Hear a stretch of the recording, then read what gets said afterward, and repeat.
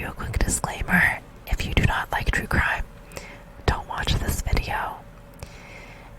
I will be giving details about what happened to these women, details from their case, and sometimes this means the details are graphic.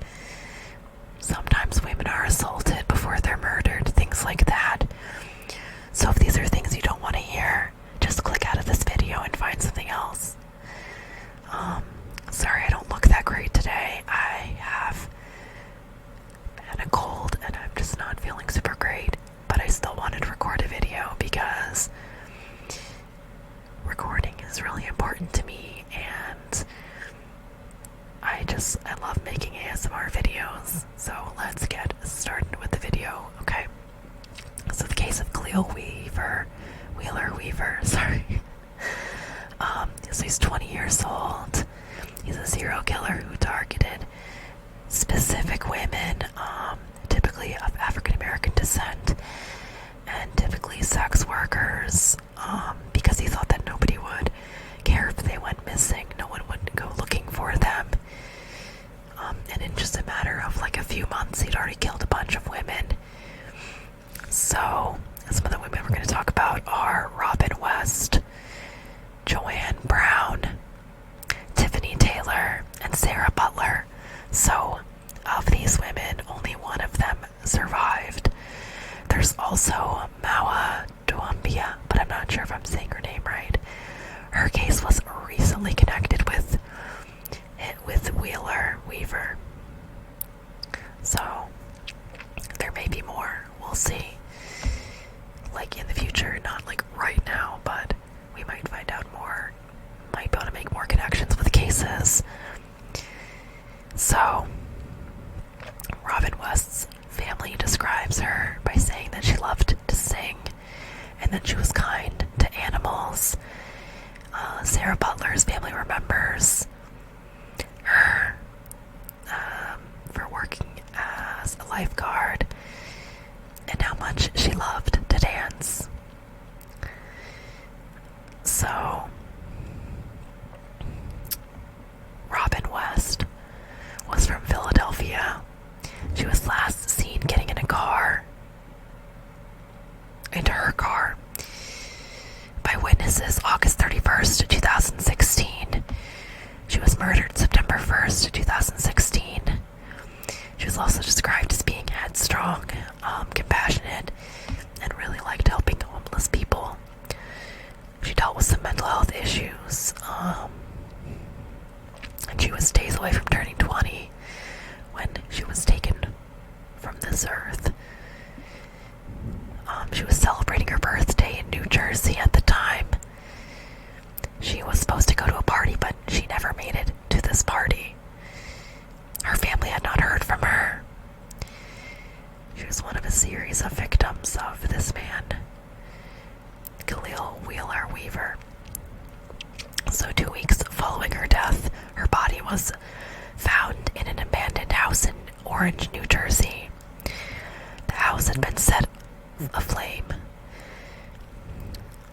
Her body was burned beyond recognition, and they had to use her dental records to identify her remains. So in the media coverage of her case, there was a lot of victim blaming going on because she was a sex worker. And this really detracts from these cases when women are portrayed this way. Because let's just face it, if you are a sex worker, it doesn't make you less worthy as a human being.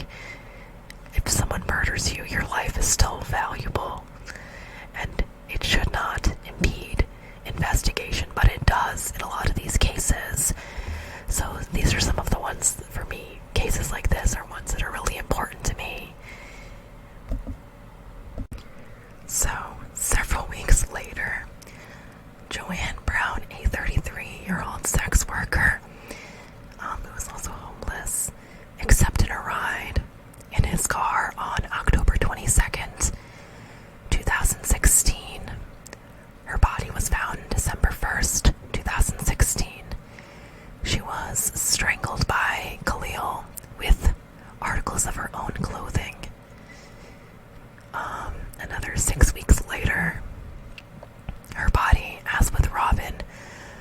was also uncovered in an abandoned home near where Robbins had been recovered.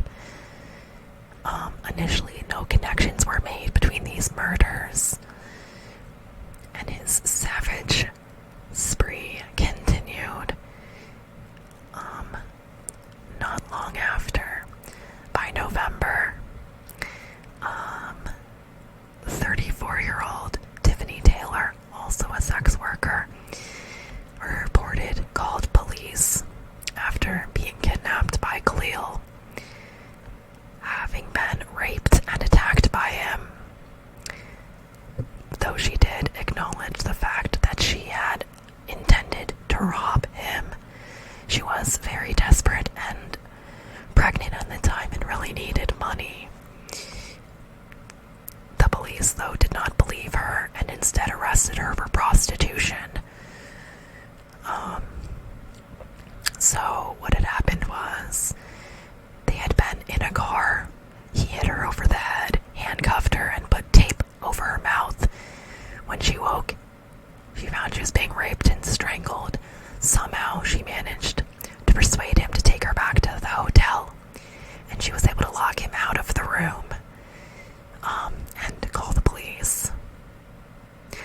She was even able to provide police his name, but again they arrested her for prostitution and did not believe her, even though they found her with the handcuffs still on that he had used on her, which is like next level fucked up if you think about it.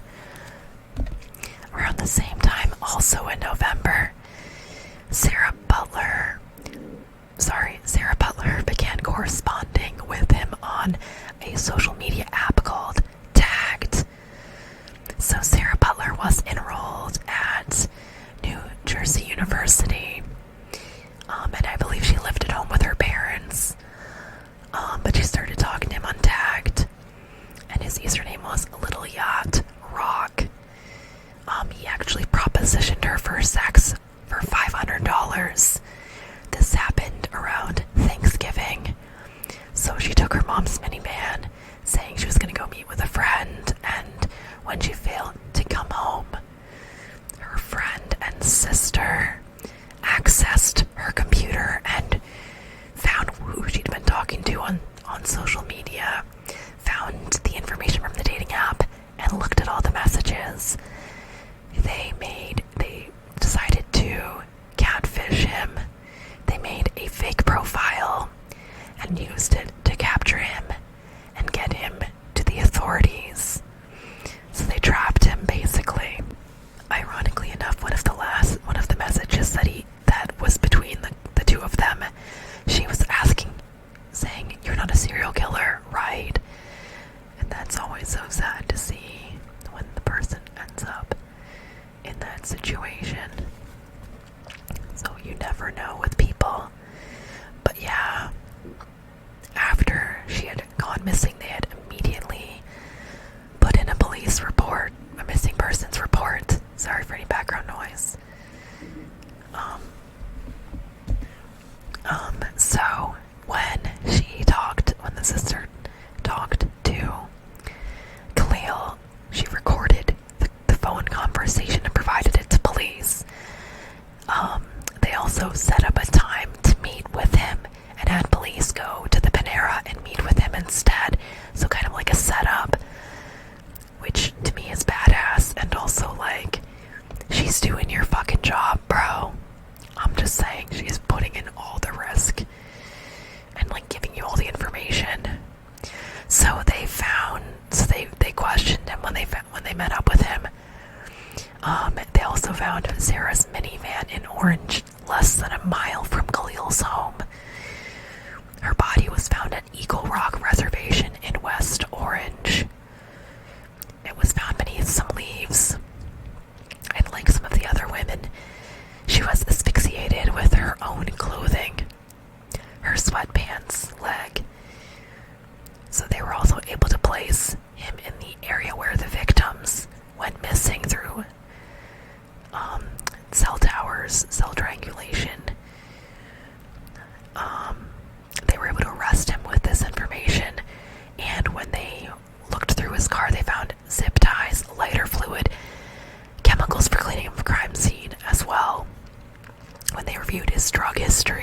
his search history, they found references to drugs, date rape, and sleeping drugs that he had typed in. Because that's not suspicious at all. They were able to charge him with 3 counts of murder, as well as attempted murder, among other things we will talk about when we get to sentencing. So some other things I wanted to mention is he also tended to target people with mental health issues and people who were really desperate, like, homeless or on the brink of becoming homeless. So basically just vulnerable populations. And he would choose dating apps that he knew sex workers specifically would go on or frequent.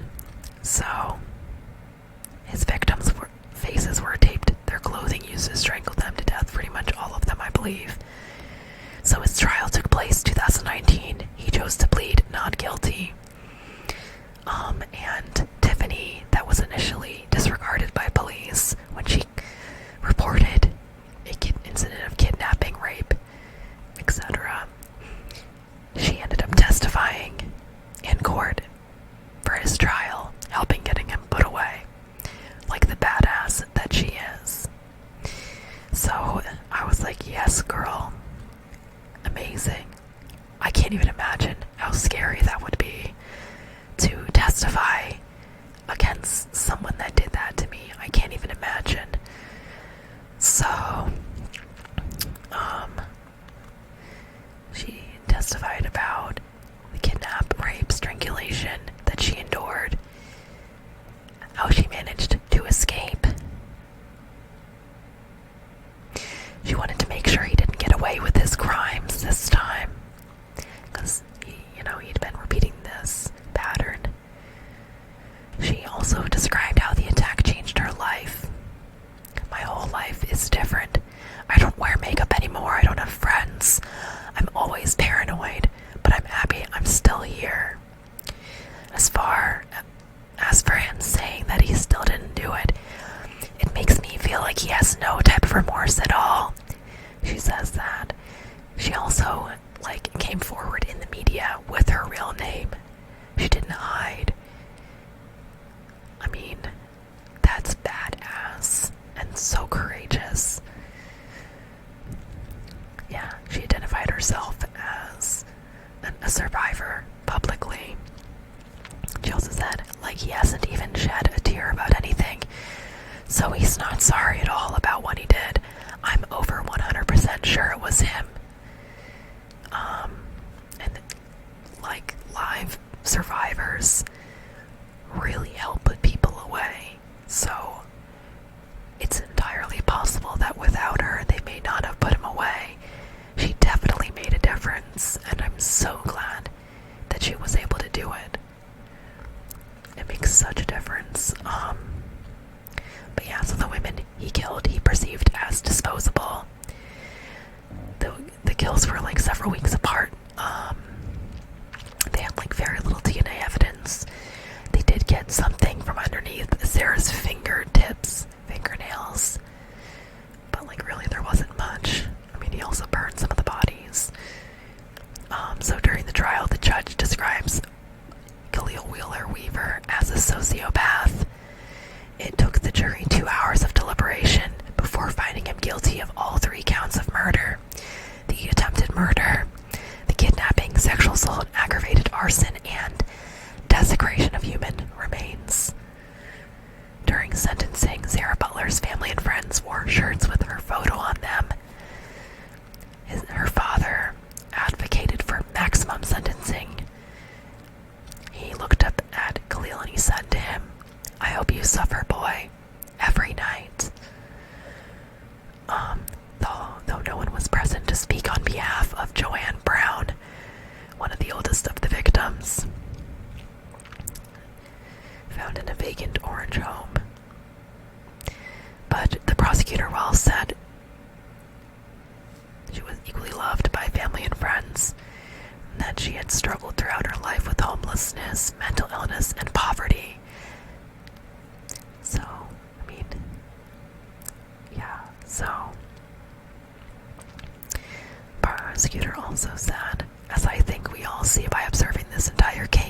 Each life in this case mattered. Each of these victims mattered.